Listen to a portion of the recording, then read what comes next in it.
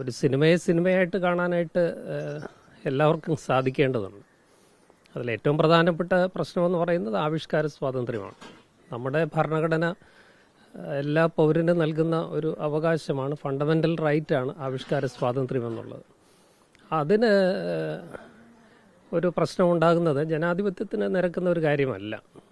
അതുകൊണ്ട് ഇത് re edit ചെയ്യുന്നു എന്നുള്ളത് വാസ്തവത്തിൽ ആവശ്യമില്ലാത്തൊരു കാര്യമായിരുന്നു. അത് വോളണ്ടറി ആയിട്ട് തന്നെ ചെയ്യാനായിട്ട് അവർ തയ്യാറായി എന്നുള്ളത് എത്ര ആലോചിച്ചിട്ട് മനസ്സിലാകുന്നില്ല.